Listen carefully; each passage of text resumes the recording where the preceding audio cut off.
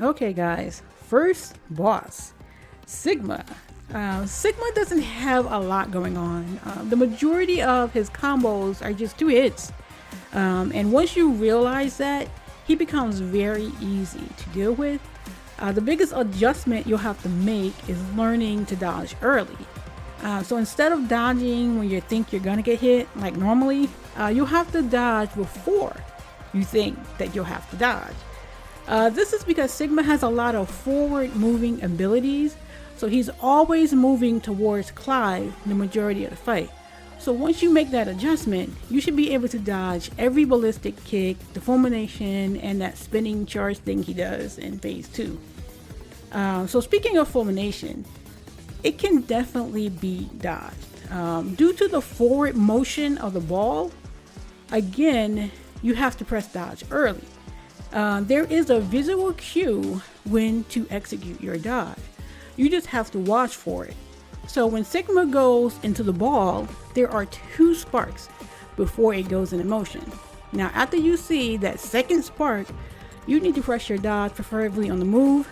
And I know it looks like I pressed dodge at the last minute, but I executed the dodge right after the second spark, right before the ball started moving. The last move I want to talk about for Sigma is the explosion.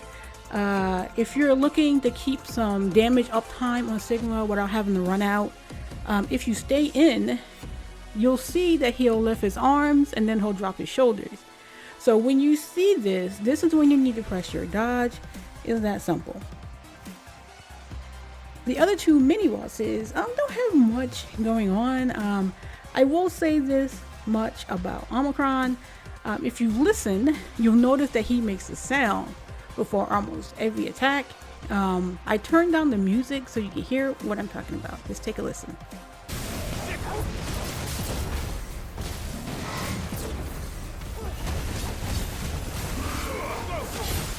So if you just listen for those sounds and then hit dodge, that's all you need to do. So lastly is Omicron's explosion. Is called Shock Strike. It's pretty easy to dodge, so if you want to stay in and do a little additional damage before the explosion goes off, there is this white ring that forms around the area. So as soon as you see this white ring, you need to hit your dodge and you should be fine. He normally follows up after the shock strike, so be sure to pay attention afterwards. Now for Angra. This I don't know, he doesn't have a lot. I mean, he there's a lot that feels like it's going on, but he doesn't have a lot of abilities you need to worry about. There is also this explosion move that he has, so you can stay in the rings when it's formed, provided you're not in one of the overlapping sections, because sometimes they explode at different times. So during All Eyes, you can see him or his images dip down before the explosion goes off. So again, when you see that dip down, that's your cue to hit your dodge.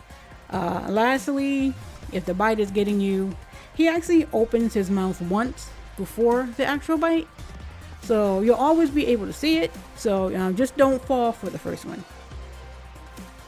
So it feels like there's a lot going on with Omega, but not really. On phase 2 and 3, he begins with this maximum overdrive. It's not particularly trying to aim towards you.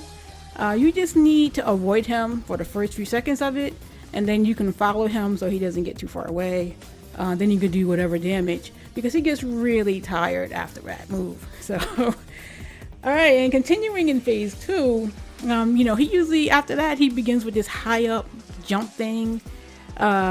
You just need to be moving away from him when you do your dodge, and it shouldn't hit you at all. Also in phase 2, he usually does these 1 or 2 hit combos.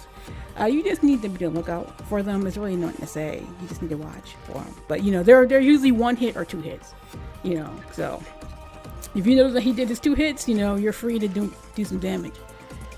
All right, phase 3. So when it comes to his basic attacks in phase 3, he almost always follows up. So these combos are either 3 or 4 hits long, and as you can see here,